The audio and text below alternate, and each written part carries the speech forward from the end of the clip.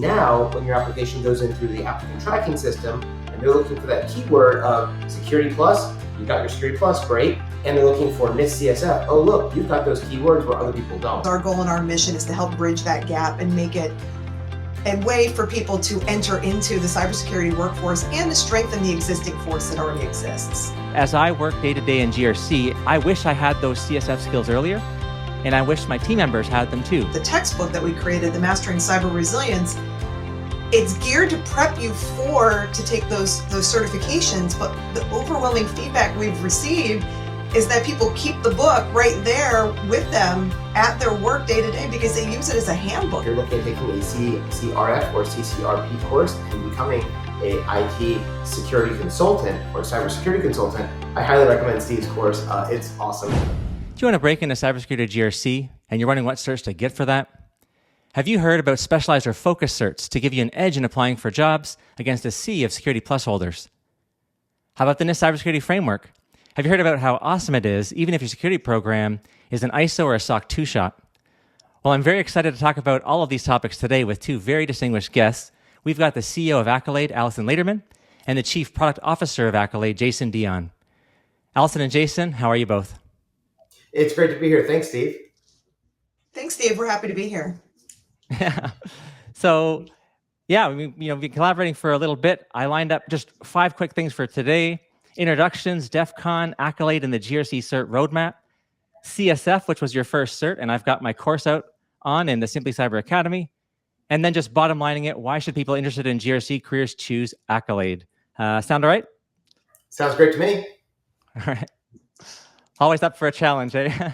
So starting with introductions, Jason, 2 million people know you from your training, which is where I found you.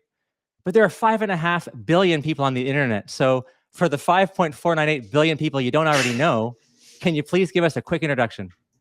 Wow, you have a huge audience, Steve. No, I'm just kidding. My name is Jason Dion. I've been doing cybersecurity and software engineering basically for the last 20 to 30 years professionally. I spent 20 years with the U.S. government working in and around the military spaces, including with the National Security Agency, U.S. Cyber Command, and many others around the world, dealing with large networks, small networks, and everything in between. And then I moved in about 5 years ago and started doing training, and that's how you met me, Steve. I'm one of the leading trainers for the CompTIA certification. So for people who are getting their A+, Net+, Security Plus, etc., as well as for the ITIL Foundation with People Cert and some of the other certifications out there. So that's kind of a quick thing about me. And about a year and a half ago, I branched off and I helped found AKYLADE, which is the certification company that we're talking about today, and the different specialized certifications that we do. So that's kind of a quick intro. Thank you, Jason. And over to you, Alyson. Could you introduce yourself and your mission as the CEO of AKYLADE? Sure. My name is Alyson Laderman, CEO of AKYLADE. Our mission really is to create practical hands-on certifications that really showcase your skills as a candidate to someone when they're looking for a position or a job.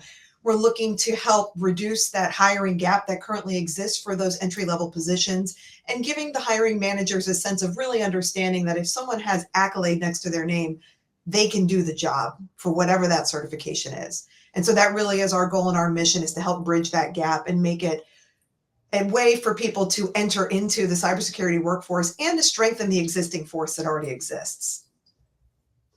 Yeah, I think, being established in the industry, I know what AKYLADE can do because I've seen it in action for a couple of years. But I think that's what it's about today, is that new brand name, getting that out there and trying to help how you're closing that gap. And I think I like not only your mission, which I'm aligned to and help me personally, and now I want to pass that on, but also what you've got to bring to the table to advance that mission. So I want to get all into that. But before we do, though, I've actually got kind of a personal question related to careers for high school students, okay?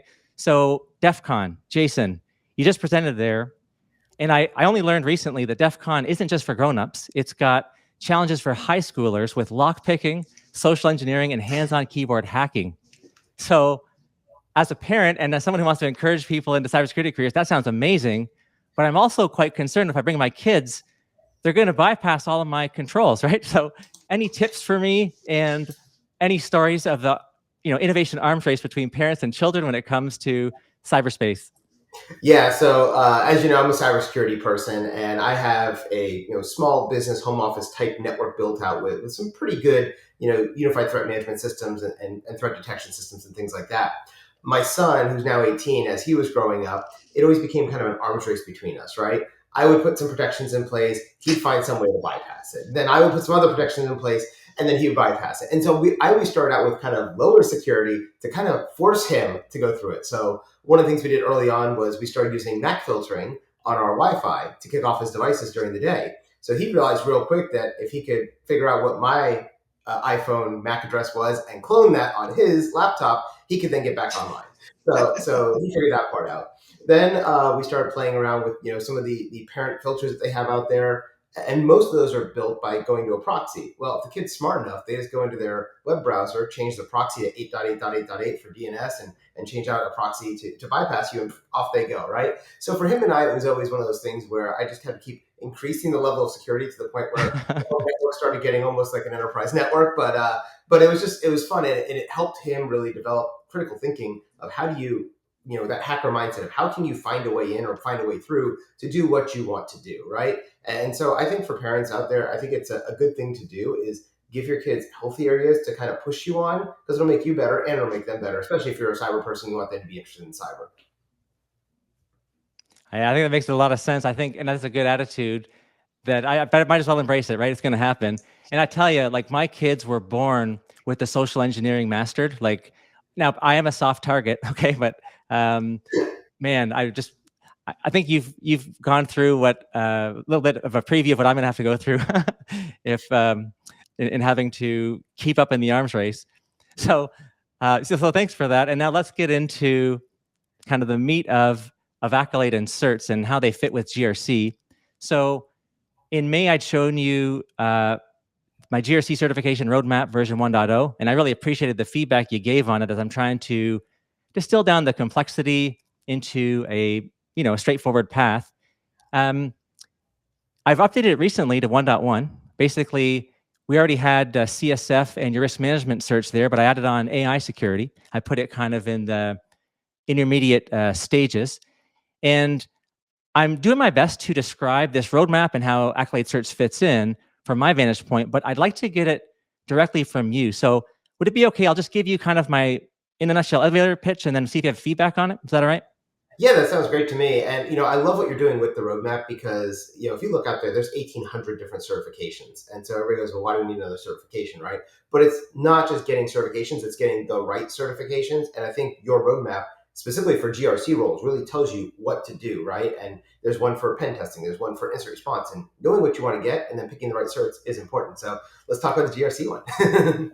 Wow. Well, hey, I hadn't heard that number. I mean, I'd seen the dizzying picture that we all start with, and I was overwhelmed, so I didn't count them, right? But all right, so here's how I'm trying to distill down everything that's going on with a GRC lens. So AKYLADE certs help because, one, I know from the AKYLADE Advisory Council that there are key skills that they feel aren't met in the certs that are out there. So Security Plus, for example, is on my roadmap, and it's in most of the job postings by far, like we see at cyberzeek.org. It tells you CSF is important, but as I work day to day in GRC and as I've matured my program over a period of 4 years, I wish I had those CSF skills earlier, and I wish my team members had them too, right? So Security Plus helps you with the foundations and fundamentals and speaking the language of security, and it tells you CSF is important, but I do appreciate a course and a cert to add on as an edge to get into CSF, because it's helpful for compliance work, governance work, risk work, everything, right? And then that cert gives you an edge on top of something like Security Plus. It's not a replacement, it's something in addition. A lot of people have it or have something similar, the Google, right, cybersecurity certificate. Another thing is that you're passionate about affordability and making this training available. And I appreciate you've talked at length about it, but like in a nutshell, you can, one, you're a kind of a small, lean startup that can pass on some affordability, unlike the 22 to 46-year-old companies that are established and have grown proportionally with their expenses. But also, I just appreciate that is something that you lead with and are trying, and it's a real problem to solve. And you're taking action to solve it where others hadn't been. And then I think just the last point is it's really good training. It's really great content, like we've seen you do before and has been established. But I mean, in taking your training and in developing the recent course, I learned and improved, and it was helpful in my job. So I think it's good stuff. So that's how I do it in a nutshell. How I do, and anything you would add or change or any feedback at all. Yeah, I think you did a really good job of covering it. And just to give some background to the audience as well, when you mentioned the advisory council, right? A lot of people may not know what that is. So because we're a certification industry organization, what we have is a group of 25 to 50 volunteers from across the industry. And Steve is one of those. We look for people who have deep background, 15 to 30 years of experience. These are folks who are in executive level positions, higher level manager positions, or technical expertise positions. So we actually had our advisory council yesterday, and we did a quick around the room as everybody introduced himself. And the average I kept hearing was 20 years doing cyber, 20 years doing pen testing, 20 years doing blank, blank, blank, right? They're all very, very seasoned folks. And the reason we have them is to give us guidance. And they are people who are hiring into these cybersecurity jobs. And we ask them, what are the skills the candidates need and what is not being met by other things? It would have been really easy for us to go out and do yet another introductory to cybersecurity course. There's Certified in Cyber from ISC Squared. ISACA's got one now. CompTIA Security Plus has always been there, right? And they're all like, oh, well, Security Plus makes a lot of money, so we're all going to do that same thing. And that doesn't really help the industry because now we're all covering the same information. So instead, the approach we take is we find the areas where there are things missing. And the CSF, or the Cybersecurity Framework, is a great example. That was the number one thing that these hiring managers and the advisory council said is, I need people with CSF skills. The problem is I don't know how to identify them because there's no CSF certification out there. So we went out and we built one. The other thing that's different with the way our certs are, and Ali mentioned this earlier at the top of the podcast, is we focus on practical certifications with practical skills. And what I mean by that is you mentioned Security Plus, and they talk about the CSF. Well, if you look at the official CompTIA textbook, it's like 2 to 3 paragraphs out of a 700-page textbook that says, hey, the NIST Cybersecurity Framework is this thing, and it's important, and then they move on, right? And that's not their fault. It's just that's the way their exam is designed. They're covering a mile of information, but only an inch deep. We take the opposite approach. We're trying to cover, maybe a foot wide of information, but we're going a mile deep, right? And so looking at the NIST Cybersecurity Framework, we actually have 2 certifications for that. There's the foundation level or the fundamentals level, and then there's the practitioner level. At the foundation or fundamental level, you're getting those typical ABCD questions. Do you know what the framework is? Do you know the 6 functions of it? Do you know the number of categories and what they are? Do you know what the subcategories are? And all those things of how you would do it as part of a team so you can speak the language. Now, at the practitioner level, the thing that we do that's different is we go into very practical, skills-based, focused exams. And in this particular one, we put you in the role of being a cybersecurity consultant who's going to an organization. So they'll tell you, this is AKLYLADE Pharmaceutical, and they're this large of a company with these many people, and blah, blah, blah. It's almost a page of information for you to read and understand, and then apply the framework to that to say, what would you recommend as a cybersecurity consultant? And that's really the way that we look at all of our certifications. It's that you can be part of the team, or you can lead the team or be an independent contributor of the team at the practitioner level. Ali, did I leave anything out you think we should add? No, I think you covered it. And I think one of the things that Steve had mentioned earlier is that, we've got, CompTIA has Security Plus, right? And it really is that overarching umbrella. And what we're trying to do as far as AKLYLADE goes, which is what Jason said, is really fill in those gaps. So you may know what NIST is, the cybersecurity framework, but you don't know how to apply it. And so that's really where AKLYLADE comes into play. It really gives you that nuanced, hands-on version of what's going on. And as you mentioned, at an affordable price. We're not talking thousands of dollars. We are trying to keep it as close to cost as it is. We probably should be a nonprofit, honestly, but we are trying to keep it because we don't want it to be a barrier to entry. And that's really what it comes down to. And it goes back to our mission is we're trying to help the problem that currently exists, right? Cyber is continuing to grow and evolve, and the challenges grow and evolve, starting with our high schoolers, right? And moving on up. And so we need to be able to have the skills out there in the workforce of, well, how do you deal with cybersecurity issues, with risk, with cyber resilience, right? That's really what we're moving towards, especially with the GRC, is not just the risk, but it's not a matter of, if a cyber attack is going to happen, but when. And so we really want to provide that level of certification and skills verification, which is really what we're doing with these certifications. We're trying to verify you have these skills in real world that'll help us continue to grow and adapt. And CSF really was a great foundation for that. It really is that overarching framework where, as you know, Steve, you can put all the other ones in there, right? So you put in your credit card, you put in the other industries. It's meant to grow and expand and really adapt. It's very malleable to adapt to whatever the business or the government or the company needs to be able to determine, well, what is it trying to accomplish? How's it going to get there? Right? And have they actually met their goals? It's a wonderful framework to accomplish that. And so that's why it was the first one that, you know, along with the guidance from our advisory council, made sense that really didn't exist. And so that's why it's affordable. That's why it's the first one we did. And we really want it to be something that people can access and use in their day-to-day practice. And what we found is with the textbook that we created, the Mastering Cyber Resilience, it's geared to prep you to take those certifications, but the overwhelming feedback we've received is that people keep the book right there with them at their work day to day because they use it as a handbook and a practical guide to help them in their current job. And so that's probably the highest compliment, you know, and verification of what we're doing, that it's reached our target audience and that it's doing what it's meant to do, is people saying, yeah, I actually keep this right here and I use it and reference it on a day-to-day, you know, process. And so that shows us that we're doing what we meant to do. I think that's funny because as somebody who's taken, you know, 40 plus certifications over my career, once I take that certification, that textbook never sees the light of day again because it's not useful to me. It was a memorization. It wasn't an application. But you're right, with the Mastering Cyber Resilience Handbook, you know, when we wrote that, we have combined about 50 years of practical hands-on experience doing cybersecurity across the three authors. And so we were taking what works in the real world and putting it into this textbook.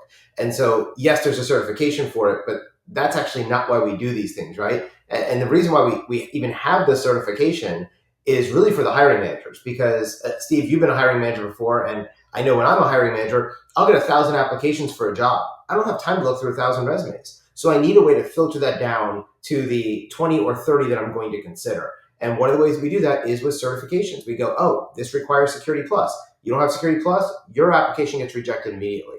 But we also say things like, we're looking for someone who has NIST skills, like CSF skills. Well, there's no NIST certification that you can get for it. Now that we have this AKLYLADE one, it becomes known as the thing for hiring managers who need NIST skills to look for AKLYLADE CCRF or AKLYLADE CCRP, depending on which level they need, a team member or a team leader or a consultant, right? And so that's why we did it as a certification program, as opposed to just putting out books and training and teaching people, you know, one-off as we could. We want to be able to make a bigger change to the industry and get everybody the skills they need.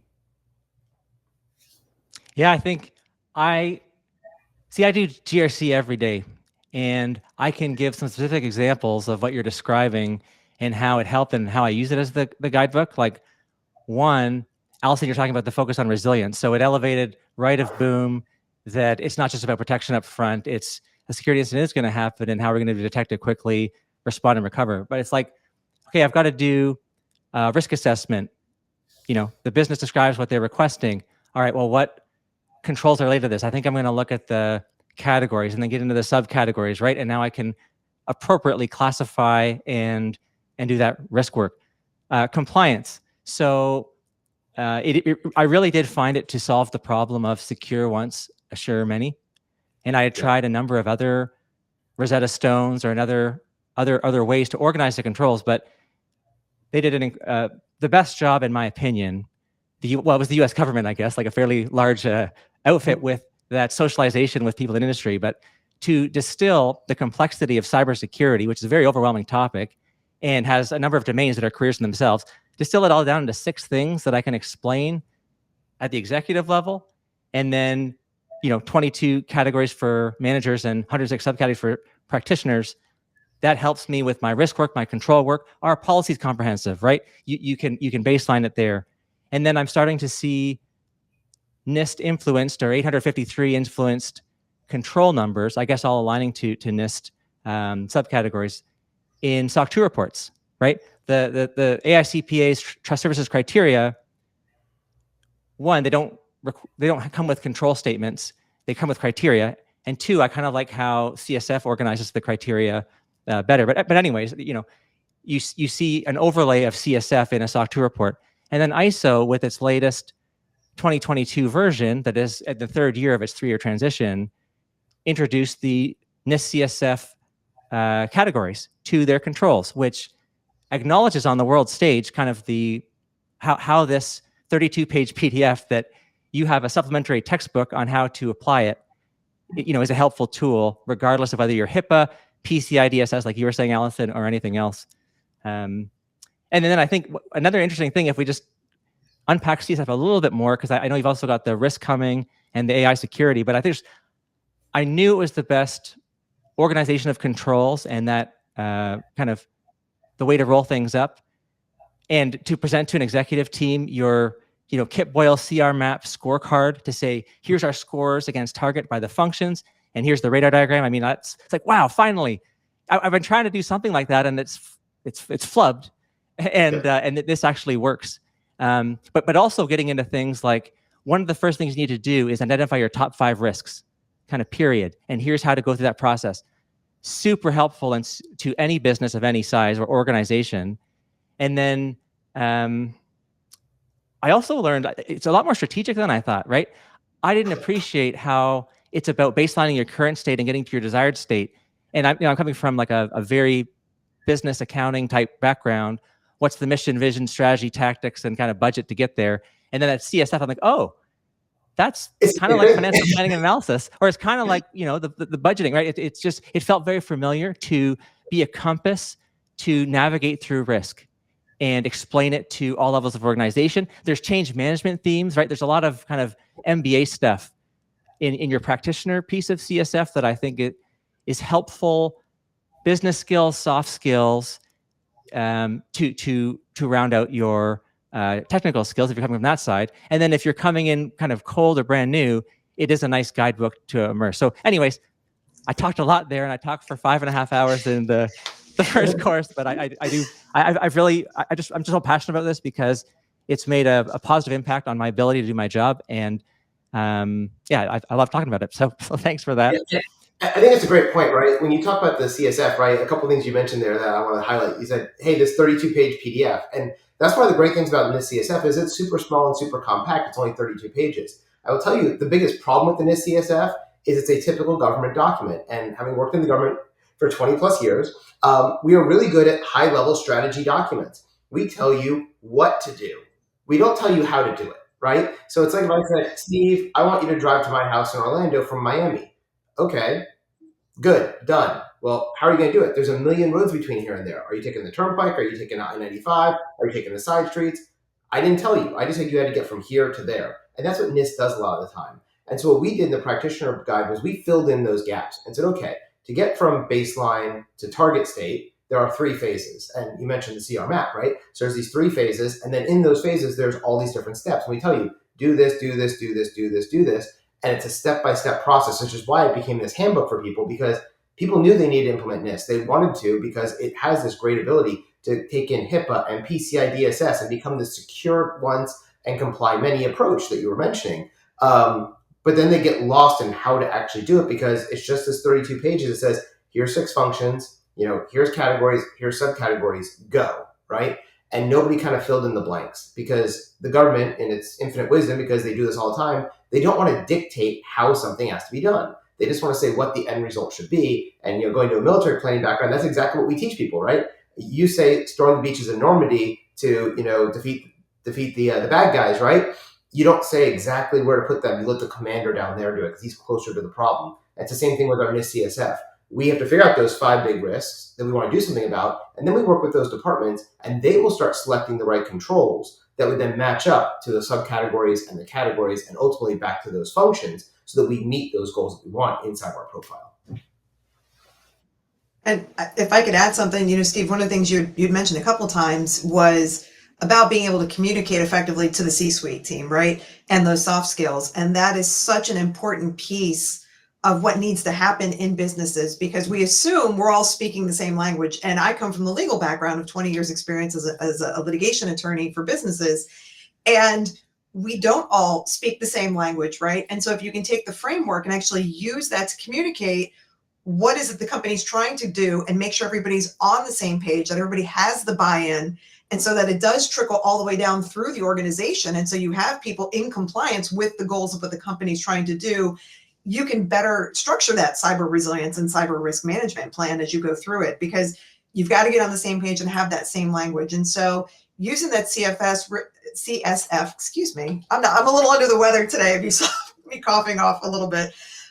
So I apologize, but using that framework as a means of like baseline communication, and then putting the controls in and really saying, even if you don't understand all the little bits, being able to explain the high level concept and getting them to say, yeah, okay, I get that. I see these are our top 5. This is what we're trying to accomplish.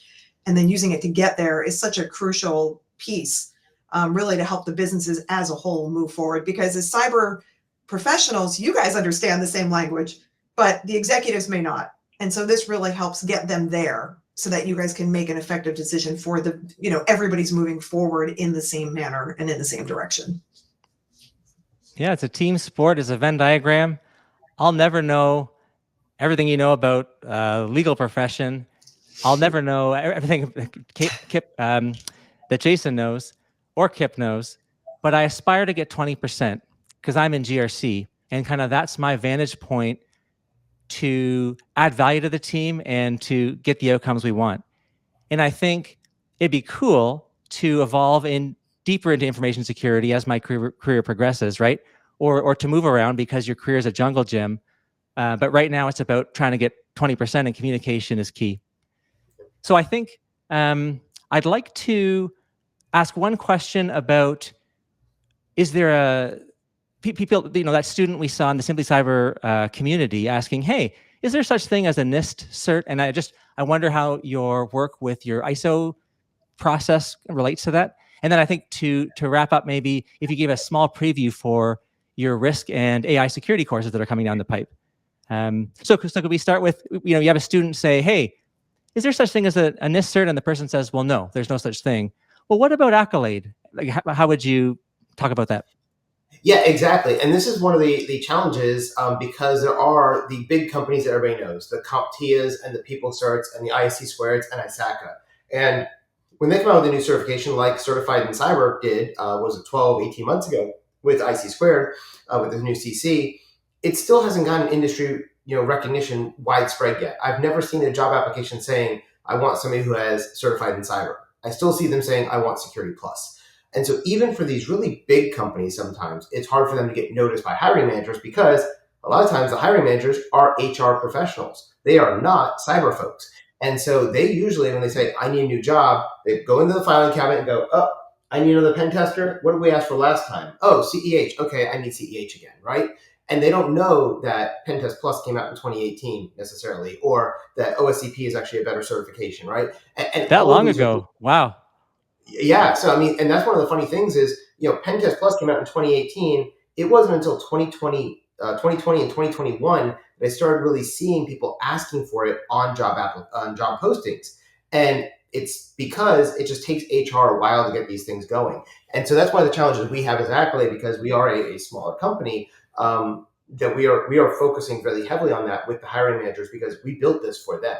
So once they see it and they know about it, they've been adding it. But it's just they have to see it and know about it, right? So that's one thing. Now, how do these certs help people get their job? Even if the hiring manager or the job posting doesn't say that they're looking for, AKLYLADE CCRF, because they may not know it exists yet. I would put it down in your certification block, right? Just like you say, CompTIA Security Plus certified, and then a one line of what it covers. You should do the exact same thing.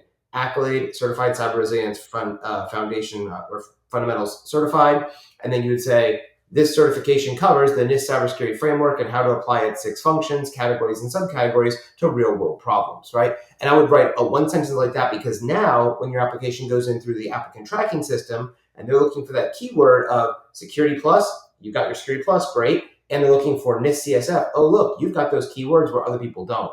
And that's now going to pull up because especially if you haven't done that in a real-world job yet, it's not showing up under your experience section. So by having it under the certification section, it can now be pulled up and it'll get in front of the hiring manager. So that's one of the ways that these things can really help people who are trying to break in because you're being able to prove skills that you may not have had the experience on the job yet. Whereas, Steve, if you left your job now and you went to look for a new job, you can put that while you were at BlackBerry, you did use the NIST Cybersecurity Framework and you used this process and blah, blah, blah, and you can talk all about that and your keywords will show up. So for you, it may not be as valuable to have your CCRF. But if I was a new person trying to break in or coming from an accounting or bookkeeping background, I'm now showing again, look, I'm dedicated to cyber and I've got this knowledge and experience and I'm ready to apply it in the job if you hire me, as opposed to I've already done this job before, you should hire me, right? And so it really helps those people try to prove their experience as we're just saying, yeah, I know the NIST CSF and moving on. So resume bullets unlocked are this, and you provide that to your students, and Simply Cyber Academy does the same thing. And then CSF is going to hit the ATS. So I think that's helpful. Also, an interesting point. I didn't appreciate how older certs are still not in the job postings yet, right? Like, Yes. and they're still, have their place and can still be helpful. But could you add? I don't think we've hit this ISO certification process. I think there's something there about once you go through that process, then some organizations would make it a requirement or something like that. Yeah, so what you're referring to is the ISO 17024 process. And just like we have the ISO 27000 series for cybersecurity, it says, here's all the controls and things you should do. Well, the 17024 is the personnel security program, or certification program, excuse me. And so it tells organizations that are certification bodies like CompTIA and AKLYLADE, if you want to have an industry-wide, internationally recognized certification, thou shalt do these things. And there are about 300 to 400 things you have to do over about 200 pages worth of information.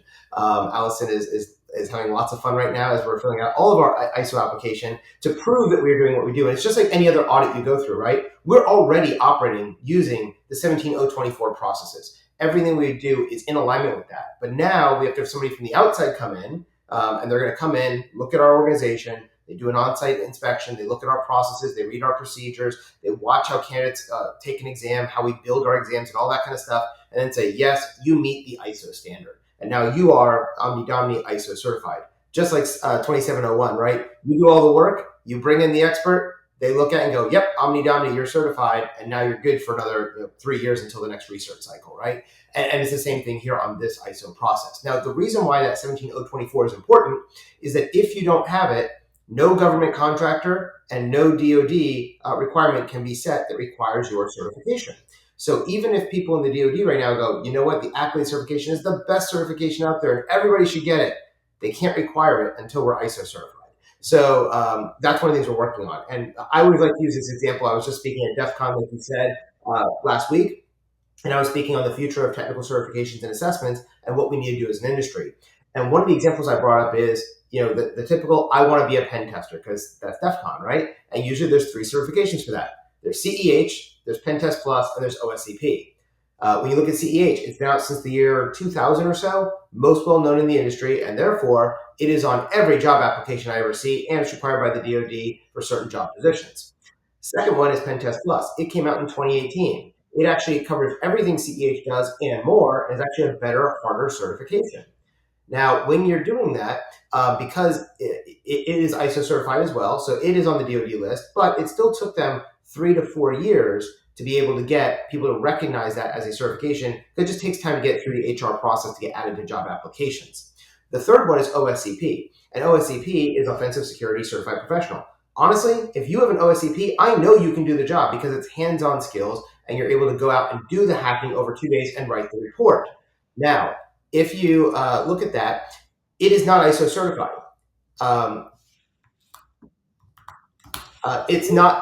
OSCP is not ISO certified, and they've never gone through the process because it's a 2-day exam, it's not proctored online, et cetera, right? And so because of that, the DoD, even though they know it's actually a harder certification to get than Pen Test Plus or CEH, it's not on their requirements because it's not ISO certified. So long answer to say, when you get that ISO badge of honor, you have a higher level of authority in the marketplace and in the government sector because you are now up to a certain level. It then unlocks a lot of other things for students like student funding, being part of college programs, and other things like that. So all that to be said, we are going through the ISO process. We do follow it already, but now we're just in the auditing phase where they have to look and say, yes, Omni, you're it. And we expect that by the end of this year, 2024, we will have that done. And you'll be starting to see the AKLYLADE certifications being added to the DoD requirements under the 8140 to meet certain roles, especially those of IT auditor, IT specialist, and IT system administrators.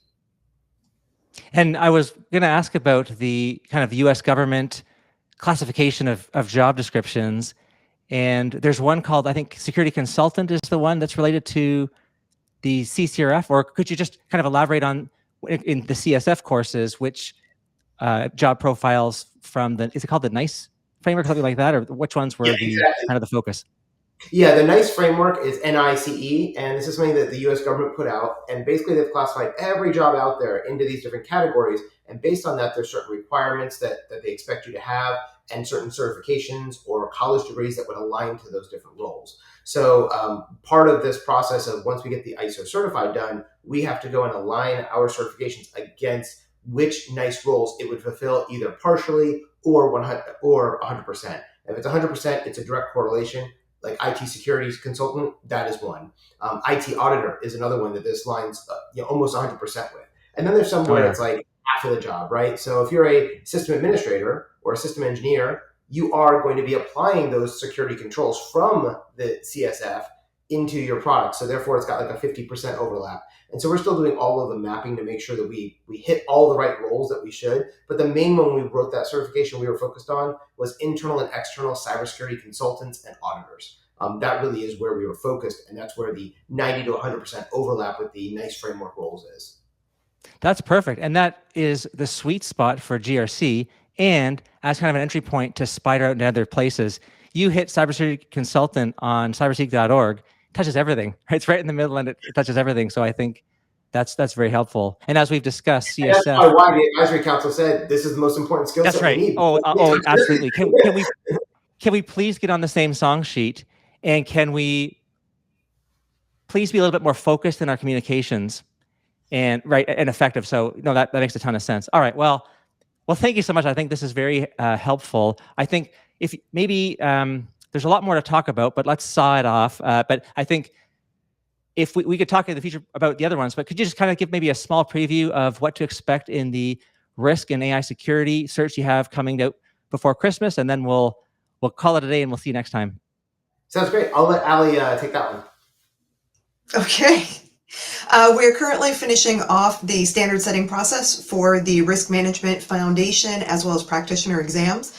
They're based on the AI Risk Management Framework as well.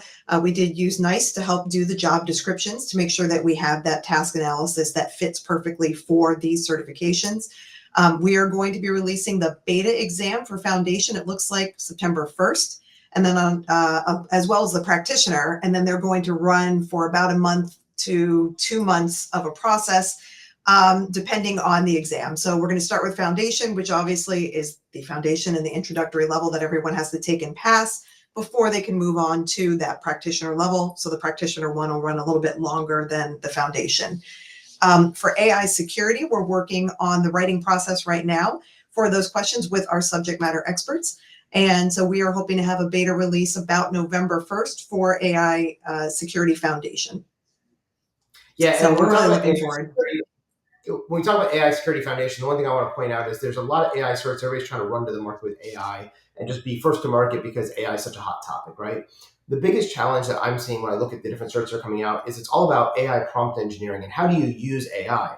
Well, that's all good, but if you don't think about the ethics, the guidance, the framework, and the risk and governance of it, you're going to be putting all these things into your organizations that are adding huge, tremendous risk and potential lawsuits. So what we have really focused on is looking at it from the GRC perspective. And how do you do GRC with something like AI that is creating its own rules as it goes and learning on demand and all those kind of things? And so what we've done as the basis for that is using the NIST AI RMF, which is the NIST Artificial Intelligence Risk Management Framework, version 1.0, as well as the Risk RMF playbook.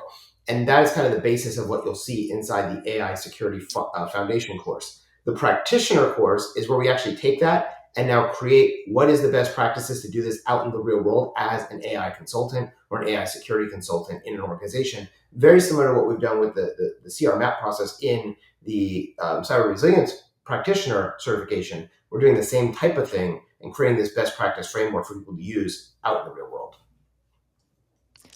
You know, when you start with the eye chart list of certs and Accolade comes along and says, I'm going to add more, you're, huh? What? Are you kidding me? But it's so logical and methodical. You start as a consultant with CSF, speaking the language for everybody and focusing on cyber resilience and how to do an information security program, kind of like what's becoming the North American standard of I think it could be a global standard for how to do that. Then, as a GRC practitioner, risk is the heart and center. It's why we're here. We need to prioritize for every organization which has infinite cyber risks. They have limited resources to protect and recover and detect and respond from those. So the risk work where you prioritize is how you can make an outsized impact to help people. And it's you start in compliance with your checklist and you elevate to risk work. I want to know the questions that aren't on the checklist, right? I want to have established rapport with control owners in the first line of defense so we can have some candid risk conversations. Actually, and in the CSF course, you talk about culture and your approach, and it's an assessment, not an audit, and I'm on your side, right? And then AI is more disruptive than electricity, and the disruption is going to change the industry. So, I mean, I'm excited for all three, and it's very clear the value that those can add. And thanks so much for unpacking a little bit more. Any final thoughts? And then I do look forward to seeing you next time. Yeah, from my side, I want to thank everybody for listening and staying in with us for the last 30 to 40 minutes or so. And if you are interested in these certifications, you can check us out at AKLYLADE.com or going through Steve's website. He's got a lot of links to our different things. And if you're looking at taking a CCRF or CCRP course and becoming a IT security consultant or cybersecurity consultant, I highly recommend Steve's course. It's awesome. He does a great job with it, and he will definitely make sure you're ready to take and pass the exam. And more importantly, do this on a daily basis out in the real world, because the certification is great and I want you to get certified, but really I need you to get certified so you can go change the world and go do this stuff out in the real world for companies, because they need help. Cyber is something that we are just falling on our face time and time again as a country and as a world, because as we get better, just like the arms race with our kids, we put up better controls, the hackers are going to find a way around it. And so we as cybersecurity professionals need to continually be learning and improving ourselves as we keep moving forward. Alyson? Ditto. I don't know that there's much more I can add to what you gentlemen said. Steve, we really appreciate the time and letting us come out and share with you this morning. And we really look forward to the next time and the future certs that we have on the horizon. Well, thanks so much, and we'll see you again soon.